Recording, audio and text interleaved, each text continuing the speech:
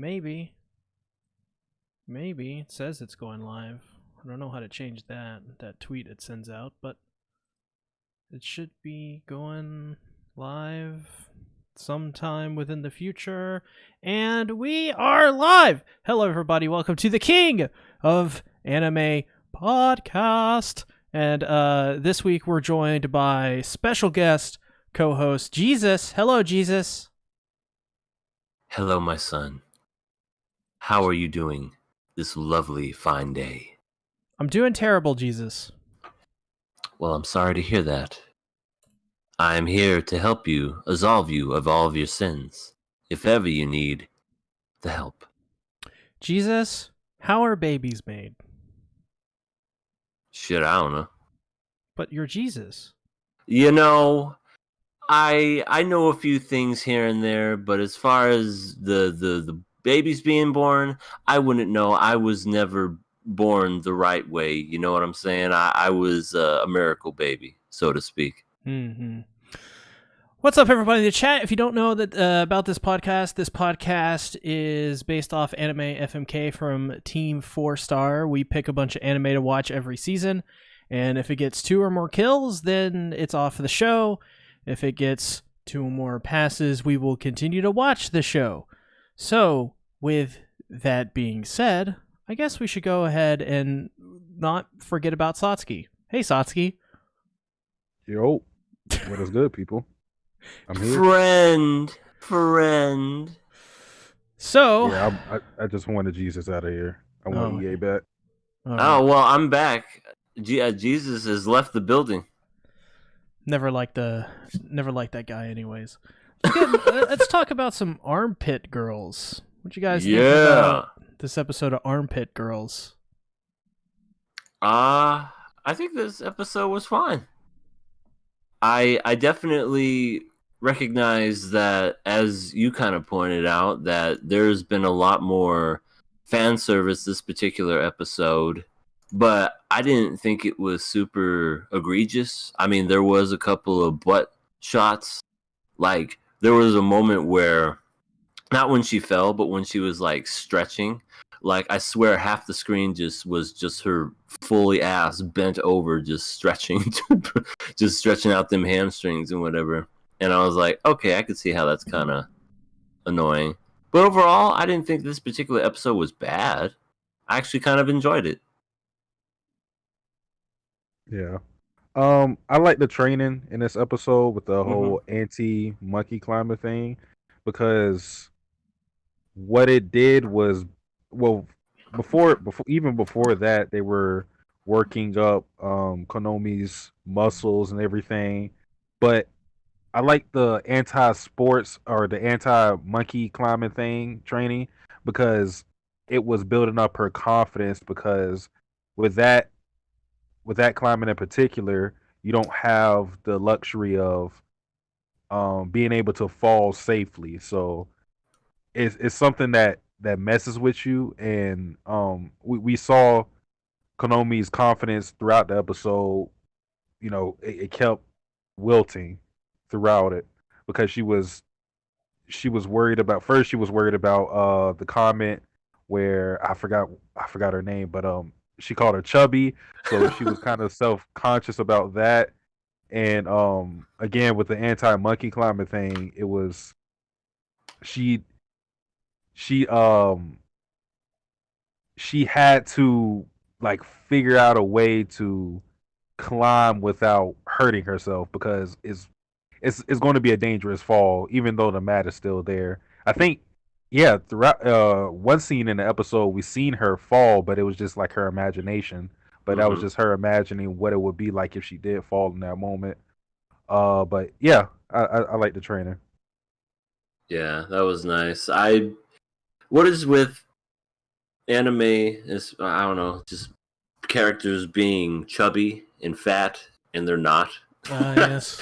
I swear that's always been a thing, where they just say, "Oh, looks like you put on a few pounds." Where in the freaking elbows? I mean, I just don't know what they're referring to. It's like, I don't know. Show me a real fat person lose weight, and then I'll be on board. The only time I ever did see that happen was that one weird-ass anime where it was like the girl who was really fat, and she got skinny, and she got fat again, and all those guys were after her. Kiss Him, Not Me. Yeah, that one. That was the only time I've ever seen, like, where she was fat, but then she got skinny. Like, the first time it was magic, but then for some reason she got fat again, but then she actually worked to getting skinny again. That was like the real way. That was a really weird show, but I really enjoyed was. that show. I thought she was cute when she was fat, to be honest. Like, I was like, wow, they made like being fat not look all that bad. Mm-hmm. I just like whenever they're fat too, they always gotta change their voice. I'm so fat, yeah. Just, come on, fat people don't sound like that. There's also how heavy are the dumbbells you lift? The main character, she's not portrayed as like fat, but she's portrayed as like chubby, and she is like Really? sort of chubby.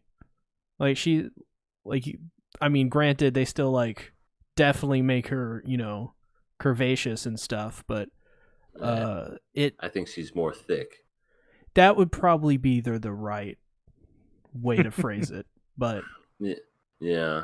But she does like eat like a whole bunch, and she is not your like she's bigger than our main character. She's like, you know.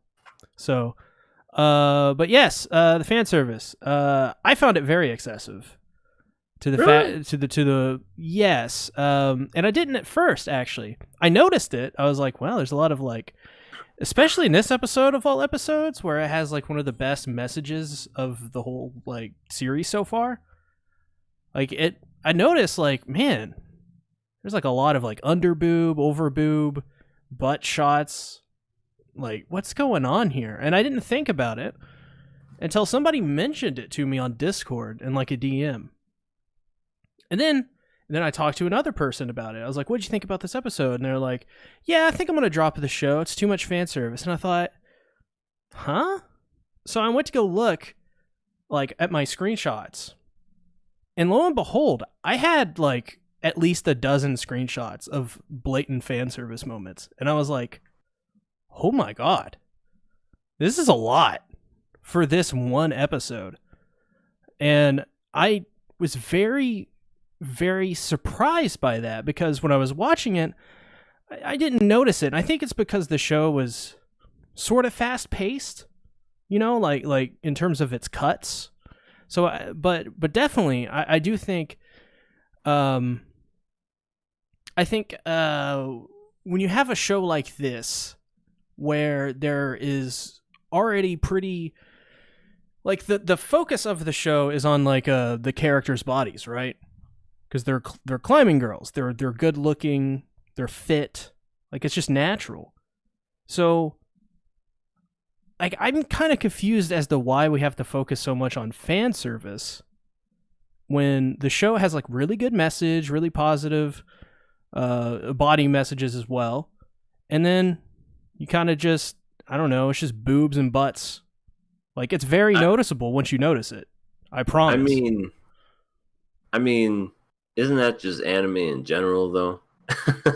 Anime likes to kind of show off all those curves and boobs and butts and all that. And I get what you're saying, especially, you know, this particular anime is just about rock climbing and whatnot. But it's almost kind of strange because, like, I didn't honestly really notice this either until other people pointed it out. And when I mean other people, I mean you.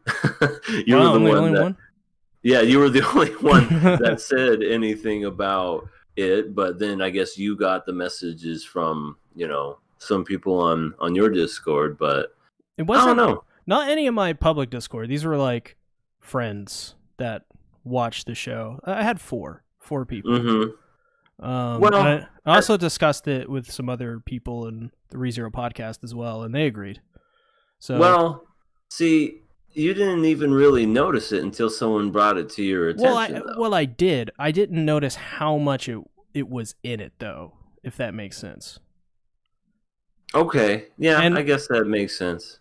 And like my point isn't necessarily that the show's bad or that it's just, my point is that it's just a lot of fan really service. it's a lot of fan service in this episode, and there's not a whole lot of substance.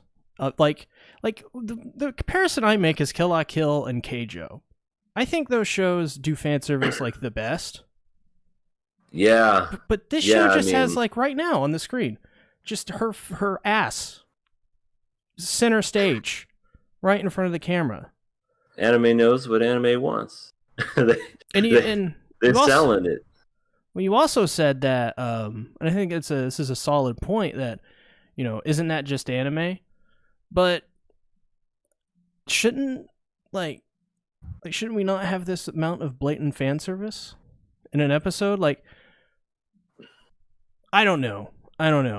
It did harm the enjoyment of it for me, because I did not appreciate how much of it was in this episode, and I felt it ruined some of the pacing and all that. And I'm not trying to, I'm not making an argument against fan service.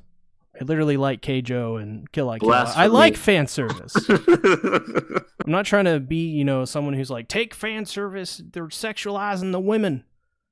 That's not what I'm saying. Because I like... We have enough people that do that. Yeah, we have more than enough people that cry wolf at many things. But this is not like I'm not crying wolf. I'm just trying to say that in regards to how it was balanced in this episode, I felt like there was just way too much, because I liked the message of it. Like, this whole message of this episode was great. It was like, if you fail at first, don't give up. Train. Train your body. Become better. Practice at the thing you love, and one day you'll be able to climb over that wall. Or, it's a metaphor, of that rock wall, of that hurdle in your life. Keep at it. Keep going. And that's what I think the strength of the writing is. And I just think it lessens it to a degree when you have butts straight in your face, and you have girls, showing their underboob. And keep in mind, these are younger girls as well, I think. I think they're in high school. Yeah. So it's weird. It's really weird. I'm not trying to make it a big issue, but I'm trying to make it an issue as in terms of presentation, if that makes sense. No, I definitely get what you're saying. I can understand, and I don't know, maybe I'm just numb to it at this point. I mean, where I was like you.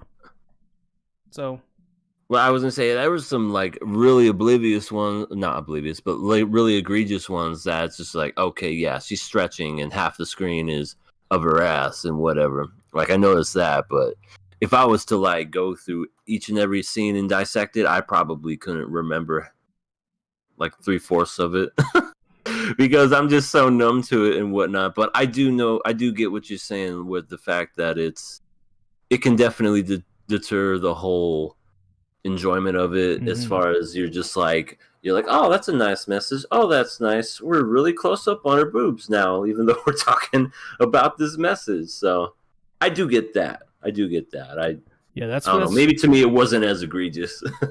Yeah, I don't want to make the subject go on any longer, because people will get mad, because we're talking about a subject people get mad about on the internet. Let's do it some more.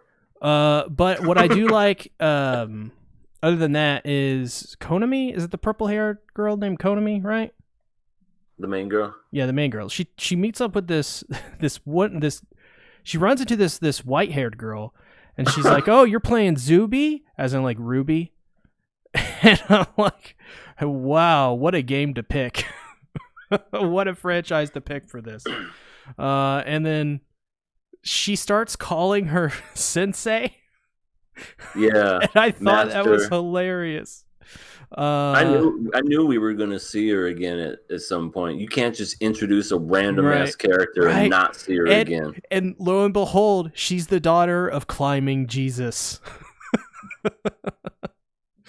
Yeah, pretty much. But she almost kind of looks just like her, except she just has white hair. Yeah, pretty much. And he has gray hair. But she's like, 1v1 me. And she loses. 10 times in a row. 10 times. And she's like, I'm sorry. I was a gamer. I was really good at this game. Well, I like with I don't remember her name at all. I'm just gonna call her Gamer Girl. They are really emphasizing the talent that Konami has with her eyes. We've already seen it before. The whole analytical thing where she's able to basically map out routes and understand the layout of anything she's about to climb before she does it because of her whole gaming background. I like the fact that I already said this before that her gaming comes into or is a part of her repertoire when it comes to her climbing skills, and I like that is like her specialized talent. Like nobody else has that besides her. True that. I like how it's on the screen. It's soon. Oh my god, this is perfect timing. I just love how she's on the roof talking to the other chick, the other main chick, and she's just eating this sandwich. And this sandwich is what was in that sandwich? I thought it was bacon at first, but it looked like it was pretzels and bread.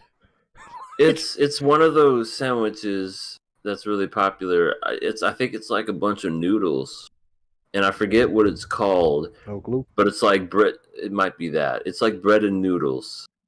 That's a thing. People do that. I don't. Going off of what I've seen in anime, apparently it's a thing. I don't know if it's a real food, but I've seen that sandwich before in other shows. So what you're saying is next week we're going to have a taste test live on KOA. We're going to take some spaghetti and we're just going to put uncooked spaghetti and bread and eat, and Satsuki's going to eat it. Not me. Well, just Satsuki? Just Satsuki. Why am I being volunteered? He's just going to eat it, not us. Oh, thank you. Well, Satsuki, you got it. It says on the contract that you signed, it says you will do anything that me and EA tell you to. Is that right? I think so. You, Bay. I didn't sign this. I didn't sign up for this. Well, we certainly forged your name on the documents. Okay. That's the scene I was telling you about where ass is hanging over. Yeah, there's 3 of those. but that was one. Oh, anyway. Yeah. I'm sorry. We've already exhausted the topic. We don't want the internet to get mad. I just got distracted. Okay. Degenerate Bruce Wayne says hi. Hi, degenerate Bruce Wayne. Where's your friend? Nice Bruce Wayne. Oh my god. What else happened in this episode?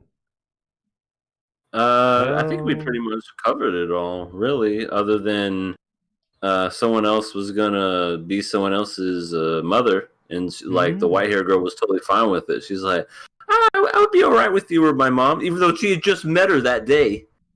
But she's totally fine with it. Know. Sometimes you just know. Right? Yeah, Satsuki took one look at Elsa and was like, I know. She loves me more. Did. See the insides? She loves me. She loves me inside and out. She loves me for what's inside, not outside. Maybe a little bit too much. I'm fine with that.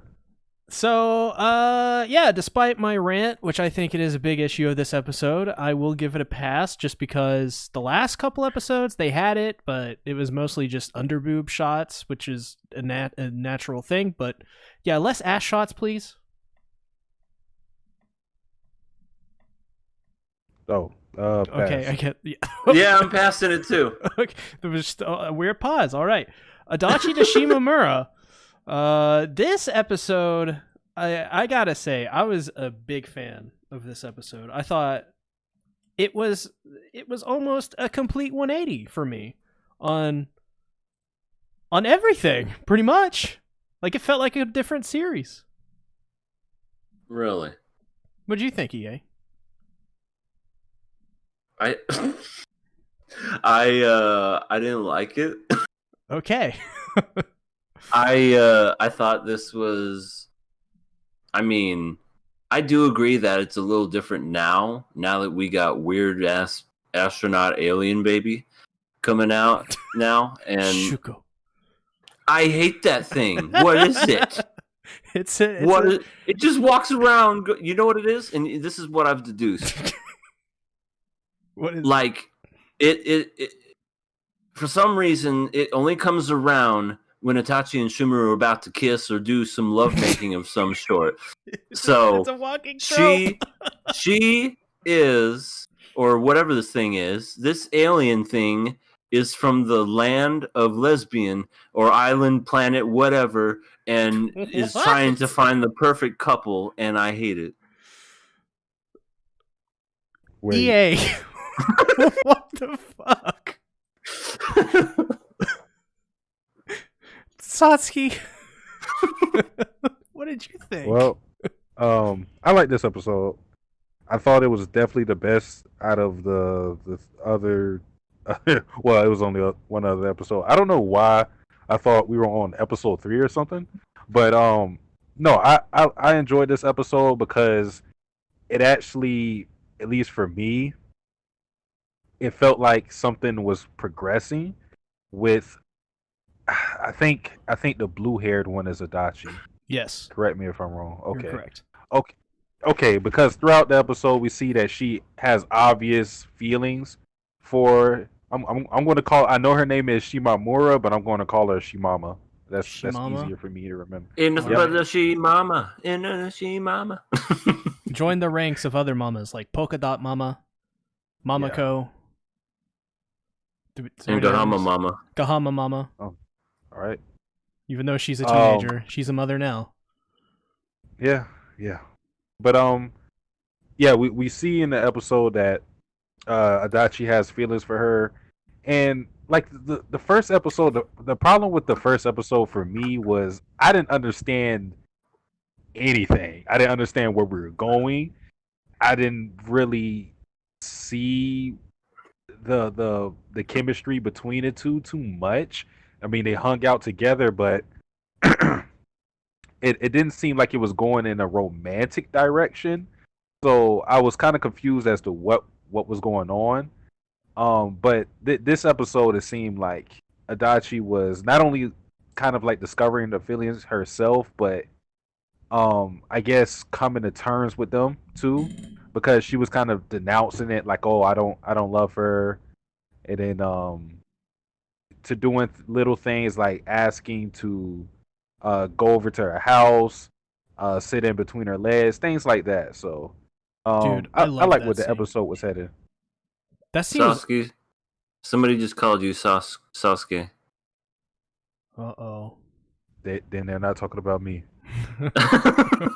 Ace Mitten. What's up, SeaTactics, Sasuke? He finally caught a live stream. I love that scene where Adachi and Shimamura are together at the end of the episode, and she's like, I want to sit in between your legs, and she's like, okay. And then she does, and she's all like, awkward and stuff. And Shimamura's like, well, let's just, make things interesting. And just pushes her back. And she goes, ow, my clavicle. Or no, it's my clavicle hurts. Yeah, oh my god. Shimama is too oblivious. My goodness. I think she knows. But I think I think we'll see. Is that always a thing in Yuri where there has to be an oblivious lover? To a point, I think. It depends on how it's structured, in my opinion. If it's structured in a way where the romance they don't get together to the end, I do think you kind of have to have one of the characters a little oblivious, or it wouldn't make sense for them to not get together earlier. I only say this because I don't watch many Yuri, and the two Yuri that I've seen before this one, they've had one person that's so into the other woman, and the other one's who's just like very oblivious to the point where she's just like, huh? What? Really? You like me? There's special cases. Blooming to You didn't have this problem. Blooming to You is so good. God, it needs a season 2. I don't get it. But yeah, I also love the other scene. Oh, let's see, where is it? I have the screenshots. I sent it to someone. Let me find it. It's amazing. Shimamura goes, well, this is the first time anyone's ever called me pretty, so... And Adachi's like, really? Your boyfriend doesn't call you that? And I'm like, oh, Adachi, you're so smooth. And then she goes, I've never had one. And Adachi goes, huh, I guess everyone must be blind. I thought that was so funny and so cute. And she was just incredibly smooth, and we lost Satsuki for some reason. Yep, he died. It's fine. He'll be hopefully back soon. I'll keep an eye on him. Yeah. Okay. Uh-oh. I think he's about to say that he can't. Yeah, he got kicked out. I guess he can't join again. Well, yeah, just he's back. He's back.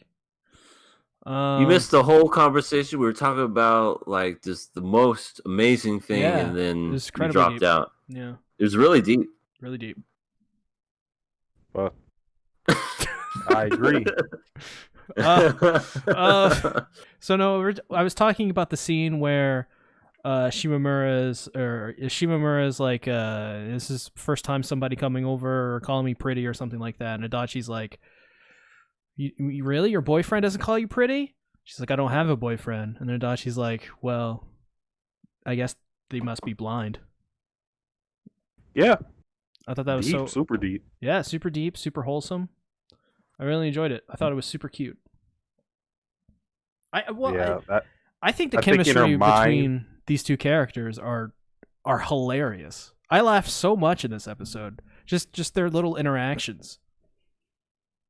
Oh yeah, like yeah. This episode kind of showcased that. I didn't feel the same way with the first episode, just because I guess it wasn't clear where the series was headed. And another thing we didn't really touch on yet is the fact that Shimama is a positive influence on Adachi because she's actually getting her to come to class and everything like that. So they're playing well off of each other. Yeah, definitely. Oh god. I also like how they gave little Chunibyu girl in the astronaut suit.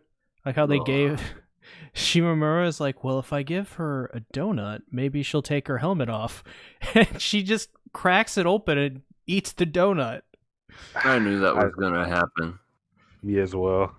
I was sitting there like, cause astronaut girl said something like, oh, if you give me the donut, I'll tell you like a secret of the universe. I was like, do not accept that. Just ask them to take off the helmet in exchange for the donut, please. And she didn't do it. No. So who's in the helmet? I don't know. I already told you. Is it EA? No, it's not. Yeah, I'm not that sure. No, it's an alien from that one planet where every time they see or hear lesbians doing something, they have to sniff it out and go, oh my god. Hey, there you are. It's me, Astronauty. Astronauty. Wow. Do you guys think it's weird that Adachi kind of did not acknowledge the astronaut girl? She just kind of said, hey, while you're hanging out with your friend, I'm just going to go on ahead and leave. I think she did. It felt odd to me. Maybe she doesn't exist. I thought about that. Head. I thought about that, but the astronaut girl has interacted with someone else in the series. So either Adachi just can't see her, or it has to be a real person. Oh shit! You know what's going on, right? I don't know. I mean, I have an idea. This is the true sequel to Higurashi. They're gonna start killing each other next episode. That would be out of left field if this show just went full on Higurashi. Please don't. Yeah, I don't want that to happen. I love you. I love you too. You're so pretty. You're so pretty.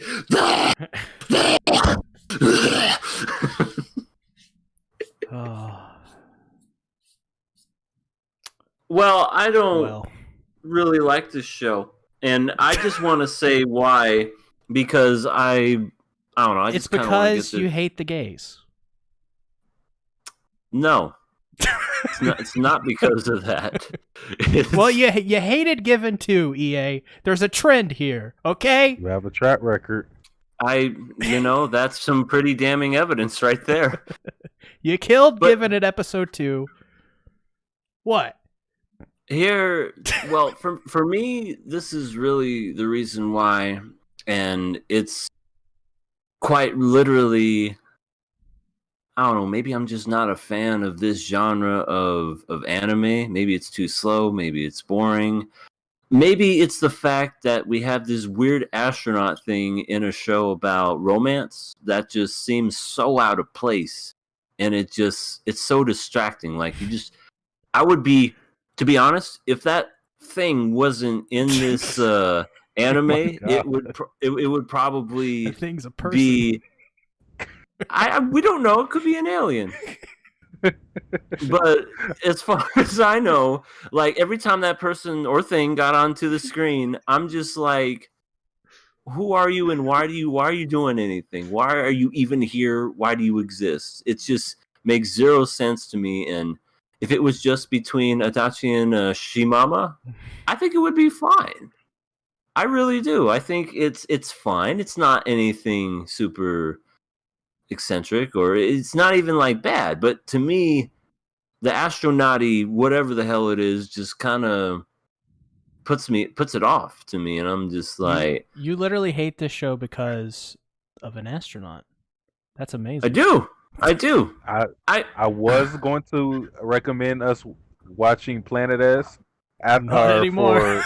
Yeah, I can't do that Planet anymore. S. EA might kill me. Wait, what's Planet S? Planet Tez. You don't want to know. Oh, Planet Tez. It's an Well, see, anime. that one. Well, see, that one takes place in space. That's fine. What? What? There was a What? space scene in here.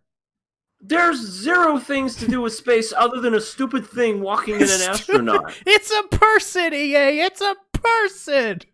Like, literally, if you take that thing away, tell me what science fiction happens in this show. Why are we calling it You a can't, thing? can you? You can't do it.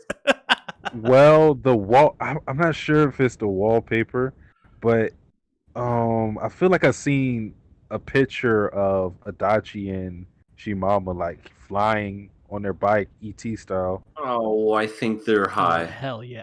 Oh my god. Yay. You should go full boomer when we cover this show. Just be, I don't understand. I don't understand these girls be kissing and loving each other. They should be believing in Jesus. That's what they should be doing. They need to find the spirit of God. And no, it's not because they're gay. But it may It's be. It's because it just doesn't appeal to me. But anyway, the astronaut thing needs to go. It just needs to go. I love it. You just refuse to call it a person. You're like, it's a thing, okay? It's a thing. Well, we don't know what it looks like. Have a good day, degenerate Bruce Wayne. Damn, I drove people away. Shit. Oh my god. I also love the scene where they're sharing pastries with each other. That was really cute. And she was having a moment where she was being awkward again, didn't know what to do.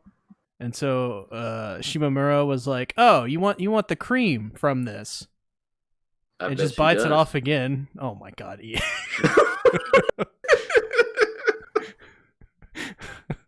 Oh my god. You know what? I think this is all EA's fault. That's what I think. What's my fault? Yep. I think you are the one that's in the astronaut outfit. Right, because I'm Can 3 you say foot. Can you say Shuko real quick? Shuko. Pretty impeccable. I think it's you. Same people. But she says it in like a really demented way. It's Shuka.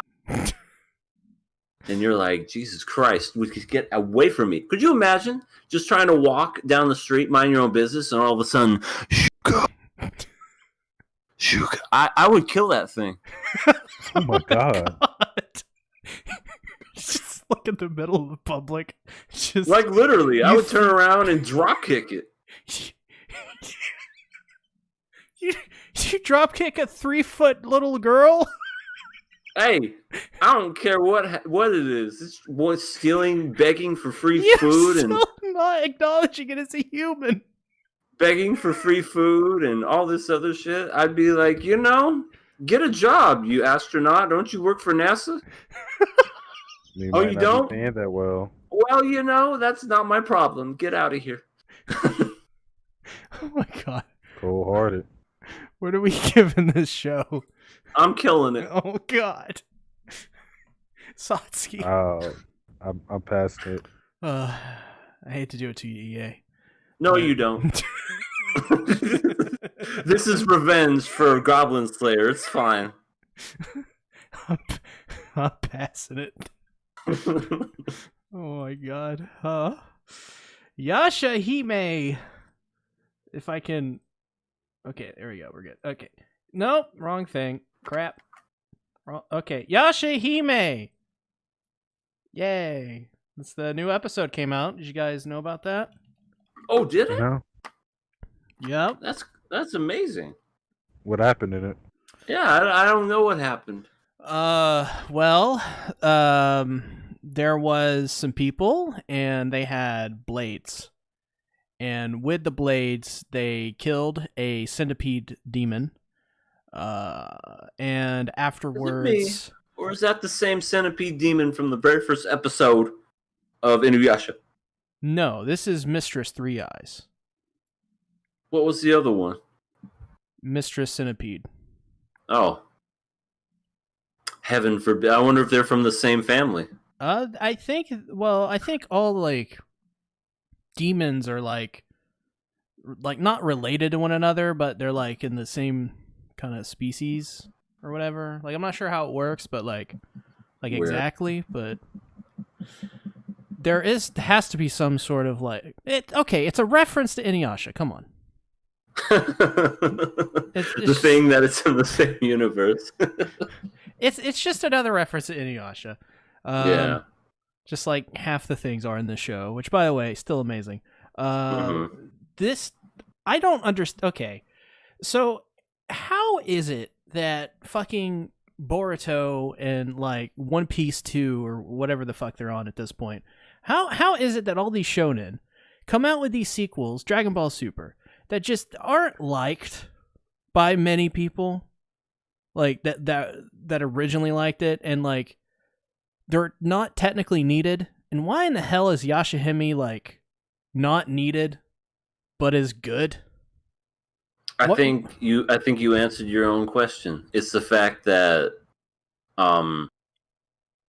those other shows come from previous shows that are well known. Dragon Ball Z, Naruto, and all them other ones. I think they are held to a such higher standard, regardless of if you think it's good or not. They're held to a certain standard, and because of that, if you introduce a sequel series, whatever it may be, it usually doesn't live up to it because everything won't be as good as this arc or as this story and whatnot.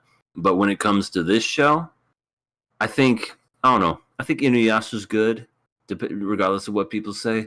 But the fact that no one was really expecting it, you don't really have these high expectations to like, I don't know, for the show to live up to a certain thing. So whenever you see it, you're just like, okay, I'll just take it for what it is. Because I went into it a long time ago with very low expectations, and I actually really like the show now. So I think it's you go in with low expectations versus going in with really high. I also want to say the show is not amazing either. It's about at the level of the original Inuyasha. Sure. And like it feels like it's just continuing on. And but there's like some things like Boruto, for example. It's just like a bunch of filler stuff, and like this is going to be 24 episodes. It's already like progressed through its story pretty good, like at a pretty fast pace. Like we've already been introduced to our three main characters. Like just in this episode, that they introduced a new element of Inuyasha's world, which is there's a dream world, which that's like I thought that was fascinating. So like I don't know. I wish other anime would take YashaHime's approach. Maybe it's the fact that literally everything about it is from the original staff, besides the fact that it's created from a manga and it's just the original story. That may be it. Maybe. I don't know. What did you guys think about the episode, though?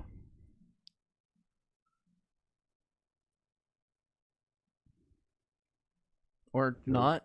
I was waiting for Sasuke. Well, you didn't really talk about the episode, so I thought you were going to go. I'm sorry. I guess I really didn't. All right, you go first, and then I will. All right. For me, I don't know where exactly we're headed with this show, because, like with Inuyasha, there was a clear goal in mind, which was collecting the jewel shards. With us being in the third episode, I still don't know exactly where we're going to go. I don't know. I mean, there's different things we can do, but again, I'm not sure where, because we have this whole plot point of Toa and Setsuna not knowing each other, or Toa knows her, but she doesn't know her. So that's a plot point, but is that something we're going to work towards the end of the series? I don't think so. It feels like that's going to be resolved within the next. I don't know how long this is going to be, but maybe 2 to 3 episodes. It feels like something like that in that range. This will be 24. Yeah.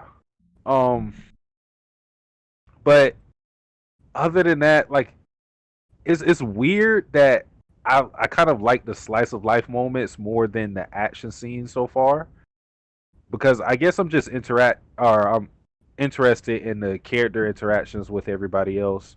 When everything's chill, like Sato, and how they would treat these other girls, because they know I'm not looking at her name right now, but we all know it's Inuyasha and Kagome's Maroha. Their daughter. Maroha. I like the fact that they were able to pick up on that almost immediately. They were like, she has Kagome's eyes. So like I wanna see like them interact. I rather have scenes like that. But action scenes is just, standard Inuyasha. So I'm not really jumping for joy for that, but character interactions I'm interested in. See, I think the action scenes are great. It's night and day in comparison. I think the action in this and the animation for it is just so much better than what it was back in the day. And I think that's just because technology. Technology is 2020, but I do think it like genuinely compares to stuff that's out today fairly well. Maybe not, stuff from, Unlimited Budget Works or whatever, all these like A1 Pictures. Maybe not those kinds of studios, but generally speaking, especially the standard of what, these long-running shonen sequels have, it's probably one of the better ones, I think. But yeah, I think last week QRW6 confirmed it, because I think he is on the staff officially. That's a joke. 24 He's on episodes. Staff? Hell yeah. He's the guy who penned the story. That's right, man. QRW6. He's doing all the animation. He's going places. All the music. All the art. Can you put me in a story and let me NTR with Sango? Oh, yeah. Could you put me in the story where I constantly bash on astronaut people? Oh God, that thing isn't human. It's an astronaut thing. I just have like a trucker hat, and I go, I don't like the kind down here. I'm gonna go ahead and I'm gonna beat it up. Yuck, yuck, yuck. Oh my god. Oh god. Yeah, I also like the whole. There was this line when Toa was guarding Mei from Setsuna, and Toa was like, "I already don't want to be more of a burden to these people than I already am," and that was like a little wrinkle that probably went unnoticed, but that shows me that like there's like through all these years, even though like it wasn't her fault, she had no other choice. She feels like she's somewhat of a burden. And I hope they explore that more. And I talked about it in my video today on my second channel, youtube.com/BentoYT. Check it out. Subscribe. That I think since, going off what we know about how Inuyasha is paced, which is extremely slow, I think that's hopefully going to be developed over time. And we'll get more on that, possibly by the end of this arc. What else? Oh, the whole thing, the Hotoken or whatever it's called, the thing that took over Toa and Mei. Hadouken? Yeah, the Hadouken. I found that interesting as well, because I don't think there was anything from the original Inuyasha that could do that. Same thing goes for like the demon energy blade thing that she had. That's a new thing to Inuyasha as well. So it seems like this isn't just, hey, we're doing more Inuyasha. This really seems to be wanting to expand on the world of Inuyasha and make this YashaHime spinoff unique than just, Moroha's got her own version of Tetsaiga and Setsuna's got her own version of Tenseiga. Like it's different. There's different things, and I like that. I also think the Rainbow Pearls are unique and different enough to not just be the Shikon Jewel Shard again. So, yeah, I like it. I liked this episode. And any other thoughts? Well, I did enjoy this episode. I thought it was nice. Once we got past the action, it, just to touch on what Sasuke said, like, yeah, it's really, really cool. The whole slice of life, back and forth talking between Toa and Setsuna. It's like, I'm your sister, remember me. Oh, your dreams got eaten by a butterfly. Oh, yeah, I forgot about that. She can't sleep either. Yeah, she can't sleep for some weird reason. And Moroha is basically just this, what's the word? She's just telling all this story. And she seems to be the one that's kind of like in the middle ground, where she's just like, hey, you don't do this, you don't do that. Yada, yada, yada, and X, Y, and Z. She seemed a little bit antagonistic for some reason. Yeah. Maybe I was just reading the scene wrong or something. But she seemed to almost be like, ha, you can't do these things. Ain't that right? Yeah. It did seem like that. I think it was because, I don't know, maybe they know each other from, well, I think they do know each other from feudal Japan, where Setsuna and Moroha are just, they kind of go back and forth. It seems like they had kind of like a history in the past. So I think maybe that's what it is. Just one getting up. It's like, my daddy Inuyasha's better than Uncle Shishomuru. My daddy's going to sue your daddy. Right, my daddy's going to kick your daddy's ass with one arm. You take that back. That freaking Hadouken went from Toa into the little girl. That was poor judgment right there. Why would you go from an extremely strong half-demon to a weakling girl? Because I was like, oh no, this thing's... And she had a rock, and she's just...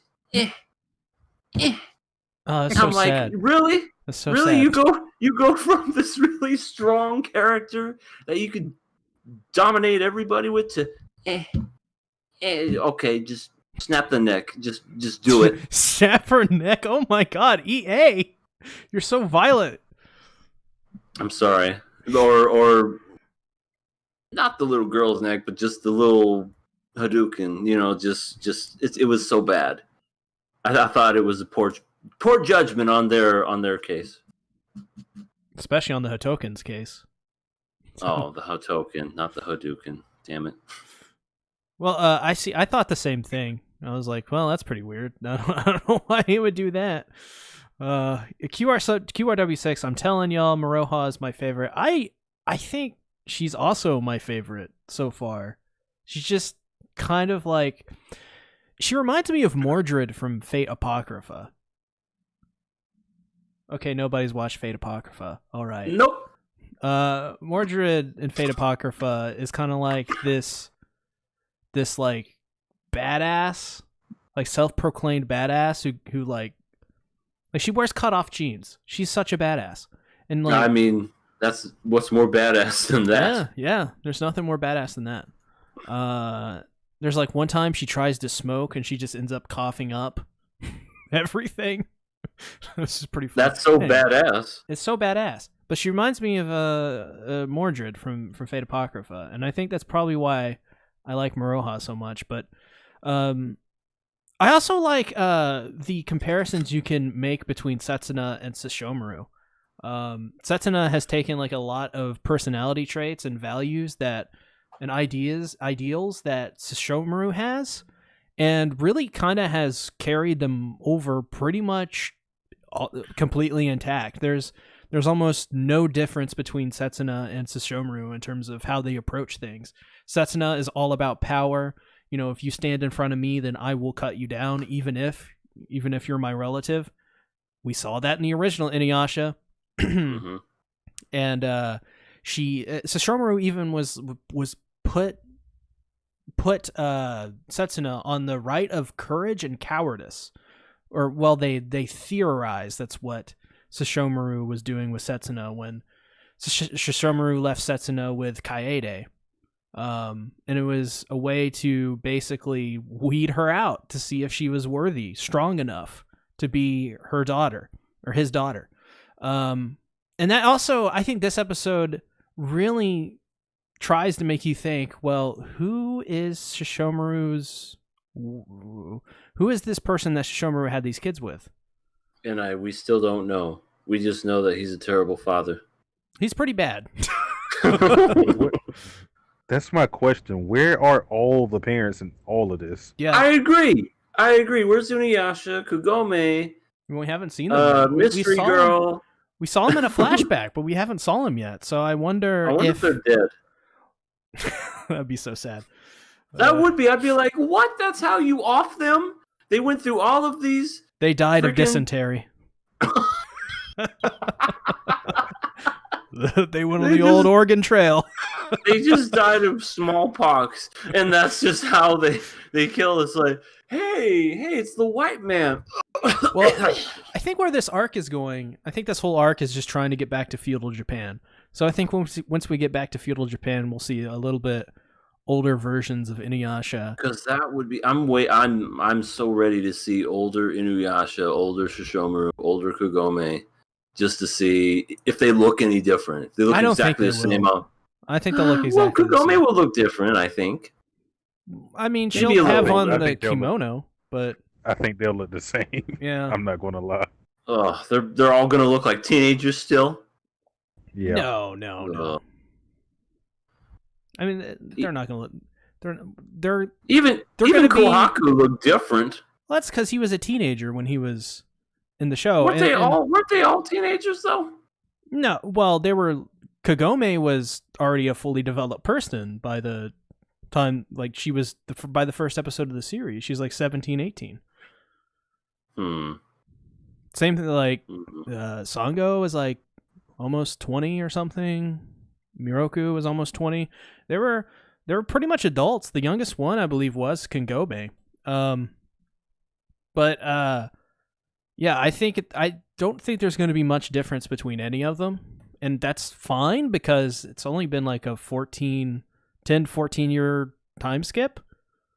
So they should still be, in their 30s, at the oldest, in their 30s. So it's going to be interesting just to see. I'm looking forward to see the dynamics between the parents and the kids. That's what I'm really looking forward to. Yeah, same. QRW6, well, at least Kagome taught Maroha how to use the arrows. So Yeah. Did she? Well, we don't know, but there's only one way you can use a priestess's ability. I don't think you can just learn it. Besides Kagome, who Kaede could have taught her. That's true. Yeah. Well, we don't know if Maroha was abandoned by Inuyasha and Kagome. They don't seem like the parents to abandon Maroha. Maybe Maroha did. Maybe Maroha was like, "Screw you guys, you're cramping my style." Screw you guys, I'm going home. My new home. Oh my god. What if Shishomuru was like, "Maroha, you are my new daughter." I'm sorry, what? I doubt he would do that because Shishomaru's just not cool with Inuyasha like that. I feel like the only person Shishomaru ever tolerates is like Rin and Jokin. Yeah. And maybe He barely does that. Yeah, he barely does that, and maybe like I feel like he's indifferent at best towards Kohaku, so that's like his favorite people right there: Kohaku, Rin, and Jokin. Yeah, good old Jokin. I miss that guy as a voice actor. He did it so well. Oh man, I hope they get the original cast back. I don't hope think they do will. too. They replaced Kagome in the final act, so we don't know. They'll probably redub it with Monica Rial and everybody else. It's just like they did with Dragon Ball. Well, we'll see. I think I hope it'll not. be a. I don't think it'll. I don't think those old Funimation voices will fit them. I think it'll be a newer cast. I think it'll probably be the same people that did Konosuba and ReZero. I think it'll be a LA dub thing. QRW6, I just hope I don't keep being a fanboy of Maroha. Yeah, stop it. It's unhealthy for you. That's a weird worry about the show. So what are we giving this? I'm passing it. It's solid. It's solid. Yeah. I'm passing. I'm passing as well. Let's talk about Warlords of Sigrdrifa. I don't know how to pronounce this damn show's name. You could. That sounds right, Sigurdrifa. It just sounds like I'm trying to like start a rap or something like that with like Yo, my yo, own yo, made what's up. up? Here it goes. My name's Sigurdrifa. That's what it sounds like. Or like I made up my own catchphrase for like I'm just a cheesy rapper who was like Sigurdrifa is like my word that I say. It's like my gimmick. Yo, Sigurdrifa.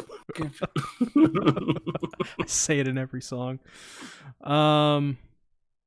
Much better episode than episode 2 and 1. Jeez.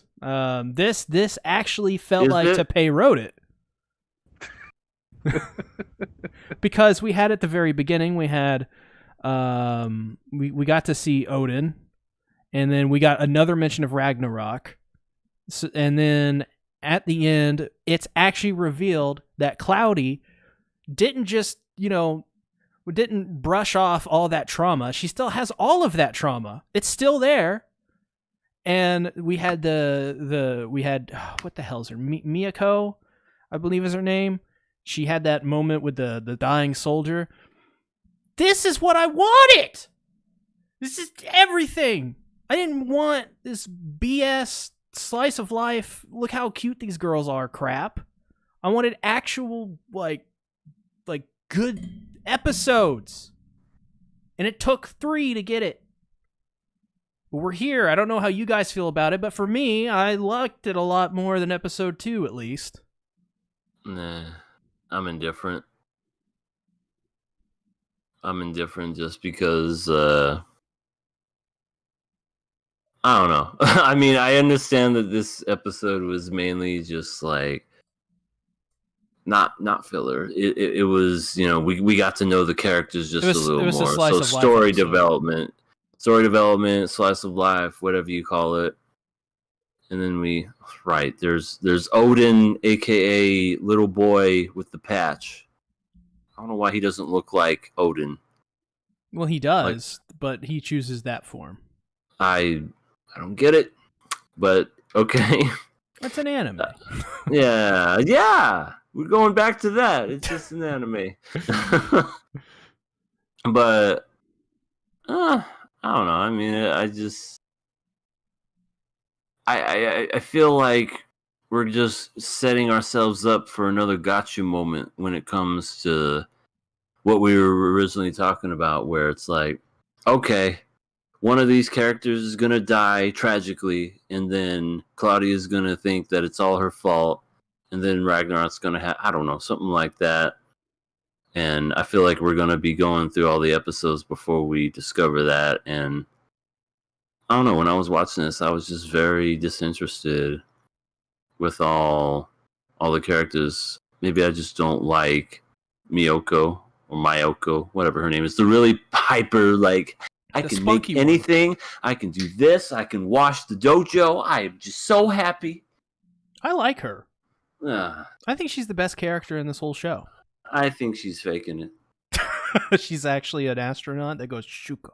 No. Worse. She's Oh, one no! of those. She's pretending to be nice and happy, but she's really gonna stab them all in the back. Okay, She's bold claim.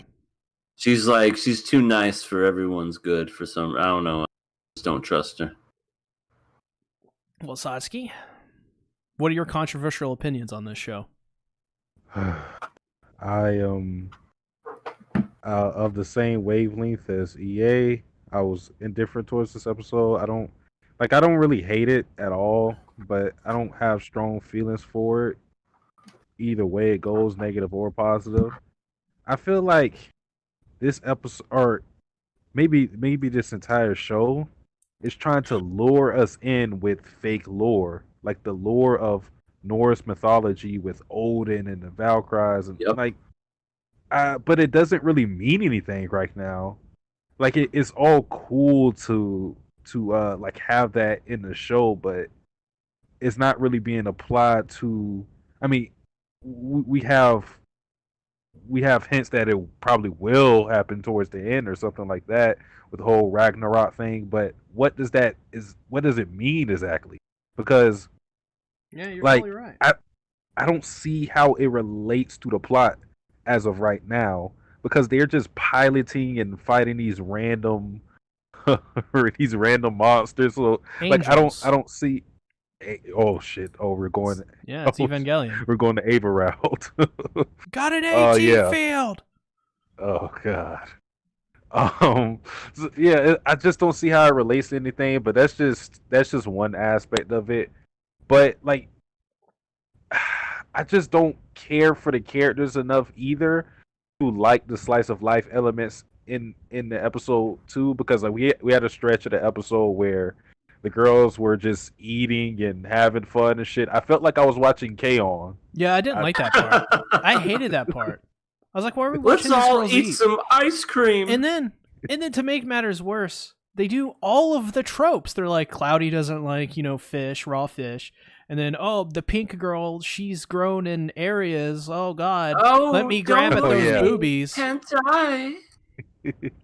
And then the girl with the white hair is the girl with the white hair, so you know what she's like. Yeah, no, I'm not a fan of those segments, but I did think everything else around it was much improved over, because it felt like, to me, from the first scene, I was like, that's to pay.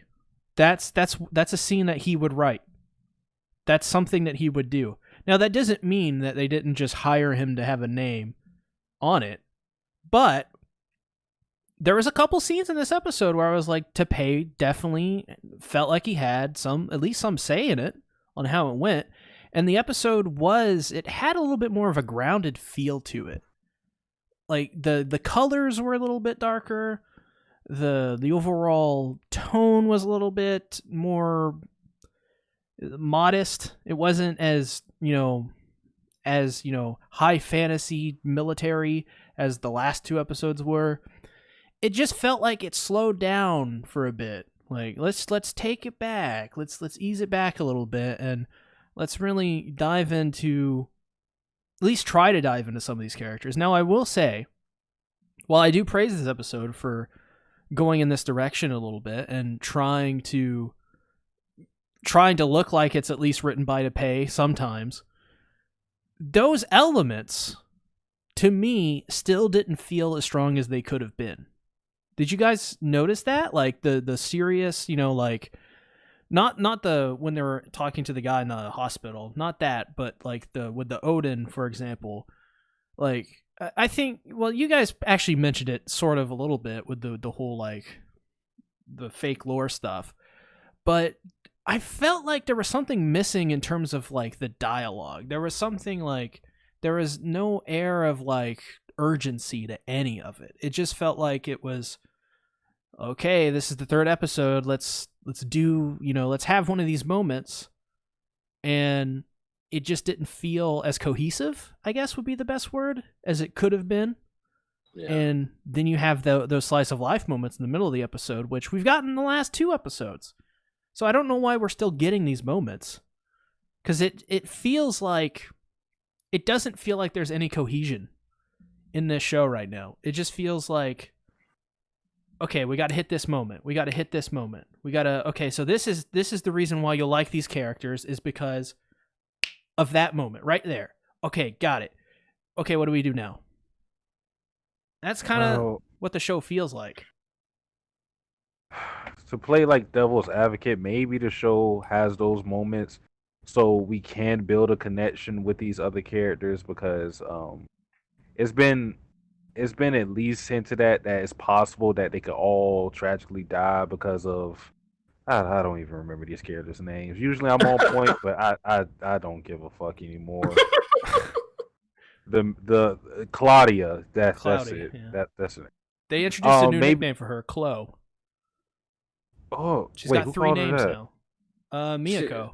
She's got so many damn names anymore. Cloudy, Claudia. She's just Blondie. Schwartalite. Yeah, I'm not calling her that. I'm just Claudia or Claudia is fine, I guess. But Grim Reaper or whatever. Yeah. That's another thing too.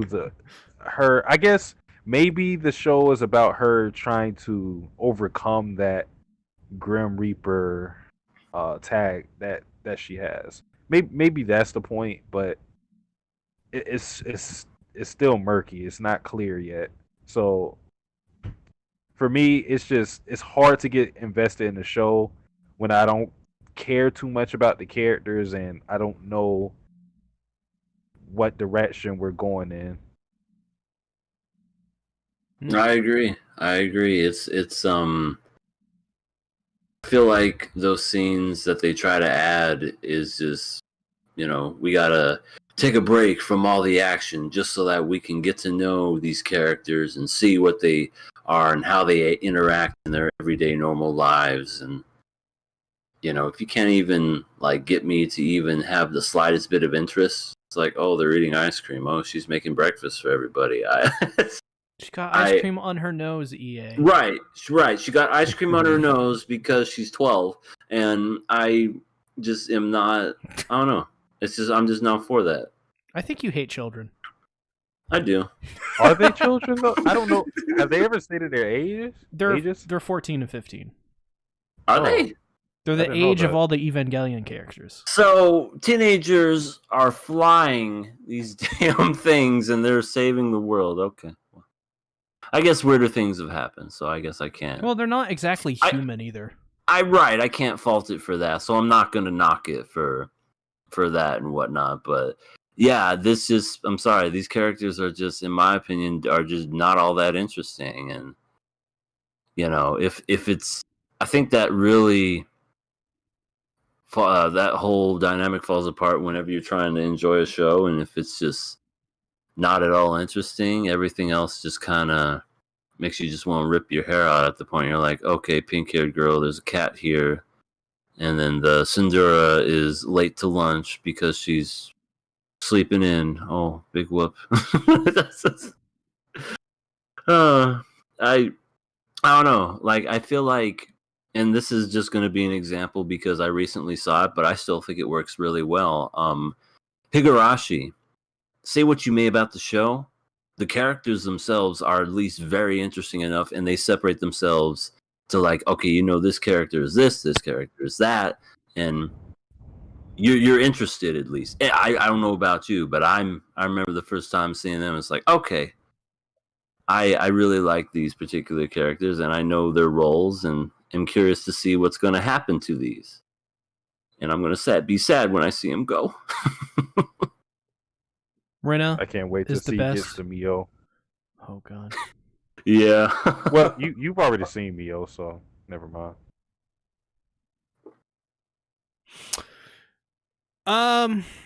What else to say about this show? Animation's really good still. Yeah. That scene where Miyako is cleaning up and training at the end, especially, that was really good. Like, I think A1's doing this, and it's A1. Come on. Yeah, they are. They made SAO still look really good 8 years later, and it came out in 2012. So A1's That great. scene where he goes freaking dual sword mode. Oh, That's a great scene. And I hate when I bring up SAO as an example of A1 like making amazing looking anime, because everybody's like, SAO sucks. Well, the animation sure doesn't. You know what else they did? Because I'm looking at their list right now. They did The Promised Neverland, and that's a really well animated show. Yeah. Backgrounds are not as good as they could be, but yeah. Well, no, I think that was Cloverworks that did that, but I think A1. Cloverworks is a subsidiary of A1. Well, then this thing lies. They also did Working. Ah, yes. www.working.